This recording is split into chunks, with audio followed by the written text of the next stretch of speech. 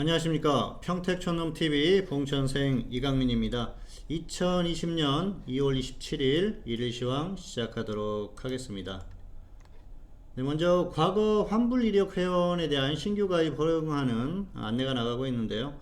그동안은 그 중도에 환불했던 회원들에 대해서 신규 가입을 허용하지 않았는데 지금 다시 이걸 허용했습니다. 그래서 기회를 잘 활용해 보시기 바라겠고요. 홈페이지에 오시면 내용을 잘 보실 수 있으니까 확인해 보시기 바라겠습니다. 네, 먼저 오늘의 주요 뉴스입니다. 오늘 미국이 코로나가 글로벌 유행 가능성이 있다 그래서 하락했는데요. 사실 뭐 이건 이미 기정사실화되는 그런 흐름이죠. 이탈리아를 비롯해서 전 세계로 퍼져나가고 있는 그런 상황이에요. 그래서 쉽게 진정될 것 같지 않으니까 당분간은 좀 이게 계속해서 확산될 가능성이 높다 그렇게 보시면 될 것 같습니다. 두 번째로는 한국은행이 기준금리를 1.25%로 동결했습니다. 기준금리 인하에 대한 기대감이 있었는데 역시 인하까지는 가지 못하는 흐름이고요. 사실 뭐 계속해서 상황을 좀 지켜본다 그러는데 여기서 금리를 인하해 버리면은 상황이 굉장히 안 좋다 그런 것들을 인정하는 거기 때문에 오히려 더 인하를 못하는 게 아닌가 그렇게 생각을 합니다. 자, 그리고 오늘의 등락 결과입니다. 코스피는 하락 출발 후에 하락 음봉 마감했고요. 코스닥은 보합 출발 후에 하락 음봉 마감했어요. 그래서 둘 다 상당히 좋지 못했었던 그런 상황이고요. 특히 코스닥이 좋지 못했습니다. 오늘 코스닥 보면은 역시 수급적으로 좋지 못했어요. 외국인이나 기관이나 매도를 하면서 좋지 못했었던 그런 상황이었었고요. 그리고 역시 중소형주들이 좋지 못하면서 좋지 못한 흐름이 나오지 않았나 그렇게 생각을 합니다. 전반적으로 이런 여러가지 여건들이 좋지 못한 흐름을 만들었고요. 코스피 같은 경우에는 해외 증시, 특히 장중에 미국 선물이 하락하면서 역시 시장이 좋지 못한 그런 흐름으로 마감을 했었던 상황이고요. 코스피 쪽에 수급이 좋지 못했어요. 외국인과 기관이 동시에 매도를 하는 그런 상황이었기 때문에 시장이 상승할 수 있는 그런 여건은 아니었었고요.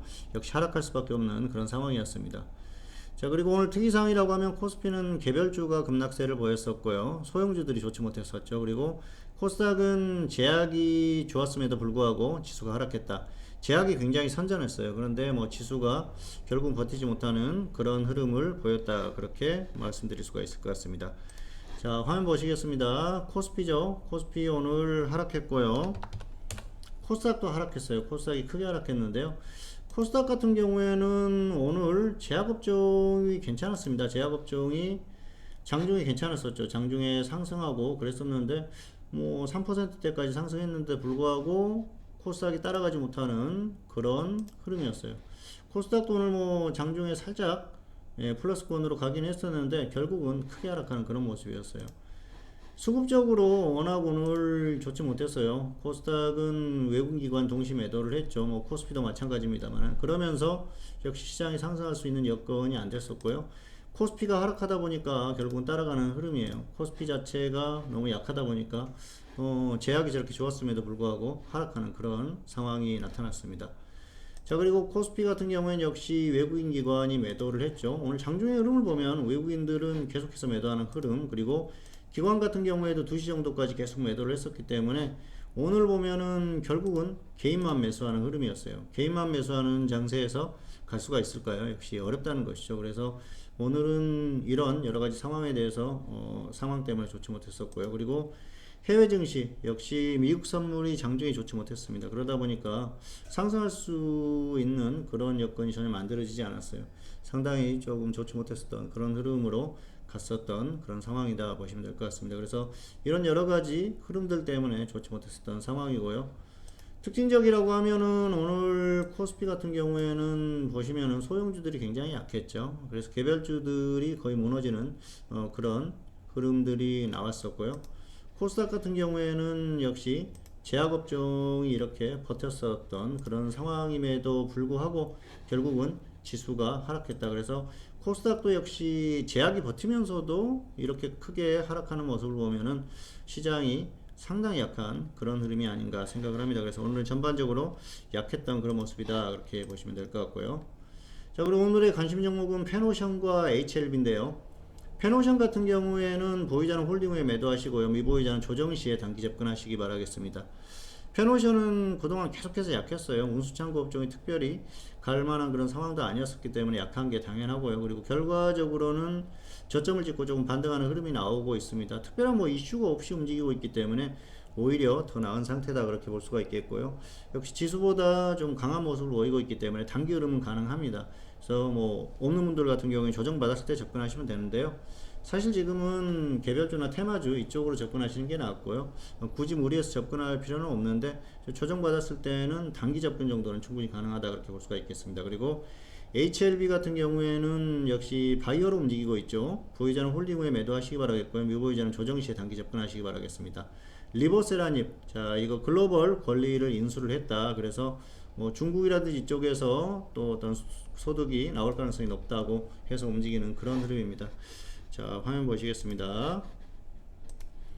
네, 페노션 같은 경우에는 지금 그동안 굉장히 약했었죠. 추세적으로 쭉 하락하다가 역시 단기적으로는 반등 나오는 것 같아요. 그래서 작년 같은 경우에도 그래서 2017년이었었죠. 이렇게 반등이 한번 나왔었는데 뭐 이 정도 반등은 아니죠. 지수가 가는 상황이 아니기 때문에. 그렇지만 단기적으로 조금 반등이 나올 것 같으니까 보유하신 분은 조금 더 위에서 매도하시면 될 것 같고요. 없는 분들은 조정 받았을 때 한번 단기로 접근을 해보셔도 크게 무리는 없다 그렇게 볼 수가 있겠습니다.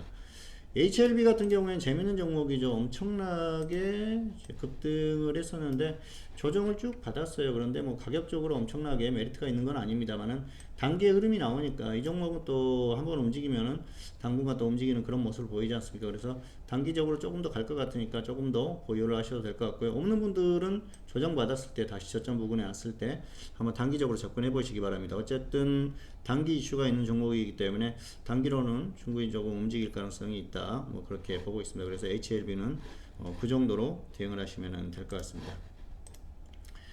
자 그리고 유료연 매매 결과 테마주 공략을 계속하고 있어요. 시장에서 움직이는 뭐 테마가 하나밖에 더 없죠. 최근에 움직이는 건 역시 코로나 관련한 그런 종목들이 움직이고 있으니까 단기적으로 또 추천을 했고요. 뭐 교육 관련주라든지 이쪽의 흐름이 괜찮습니다.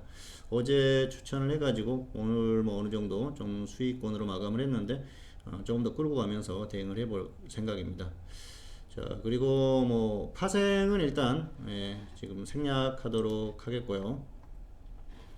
자 지수 전망입니다. 단기 시황은 상당히 힘든 반등 시도 구간이다 그렇게 볼 수가 있겠는데요. 지금은 미국 시장이 계속 무너지고 있어요. 그래서 반등 시도를 전혀 못하고 있는데 사실 미국이 가격에 대한 부담이 있다고 계속 말씀드렸지 않습니까? 언제 무너져도 이상하지 않다 그렇게 말씀드렸는데 억울한 건 한국이죠. 한국 같은 경우에는 단기에 충분히 버틸 수 있는데 해외 증시가 워낙 약하다 보니까 무너지고 있어요. 그리고 한국의 상황도 좋지 않죠. 성장률이라든지 이런 것들이 하향 조정되는 그런 상황이고요. 올해가 마감됐을 때 상당히 좋지 못할 가능성이 큽니다. 그리고 중국 같은 경우에도 단기 반등을 이미 마무리를 하고 또 조정을 받는 흐름이기 때문에 한국은 좀 타이밍이 안 맞는 것 같아요. 그런 면에서 운도 약간 없는 그런 상황이고요.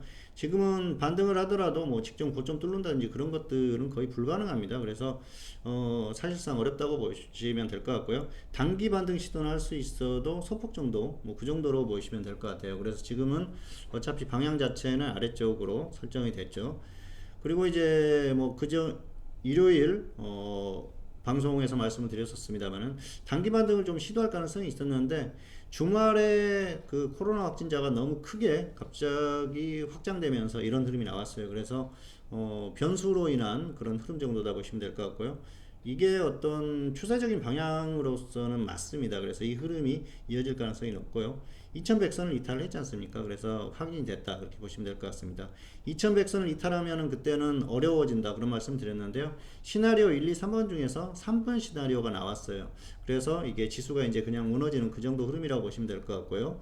반등이 조금 나올 수는 있지만은 큰 반등은 어렵다 그렇게 보시면 될 것 같습니다. 그리고 대응 전략은 단기는 테마주나 단타 이런 것들 하시면 될 것 같고요. 단기 매매로 하시면 될 것 같고 파생은 장중엔 단타가 가능합니다. 매수나 매도나 다 가능한데 추세는 결국은 하방이라는 것이죠. 반등이 나왔을 때 아래쪽을 보고 그렇게 대응을 하시면 될 것 같아요. 자 화면 보시겠습니다. 네, 코스피 지수죠. 코스피가 결국은 이제 여기까지 하락했는데요. 2100선을 이탈하면 조심하자고 말씀을 드렸지 않습니까? 결국은 2100선을 이탈했어요. 그래서 지금은 계속해서 빠지는 그런 흐름이기 때문에 여기서 무리할 필요가 없다는 것이죠. 반등이 나오더라도 조금 반등이 나올 수는 있지만은 크게 뭐 이렇게 가기는 어렵다는 것이죠.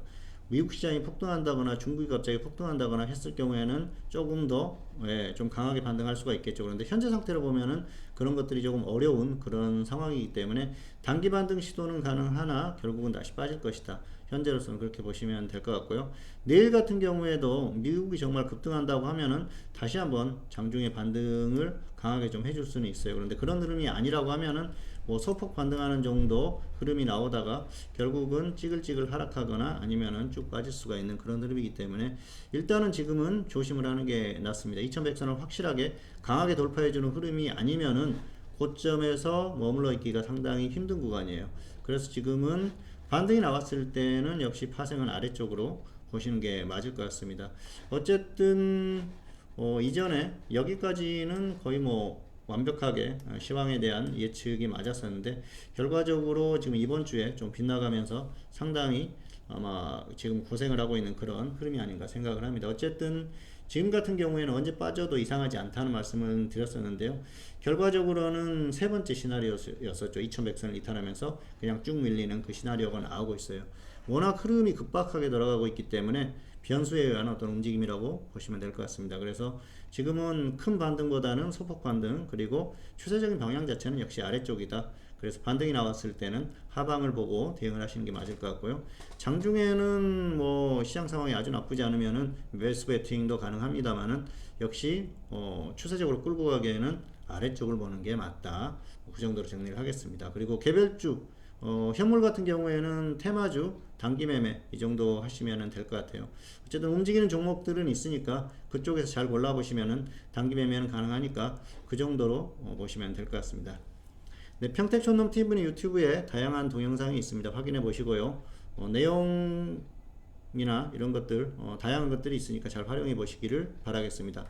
2020년 2월 27일 일일 시황 오늘은 여기서 마치도록 하겠고요. 저는 다음 시간에 다시 찾아뵙도록 하겠습니다. 감사합니다.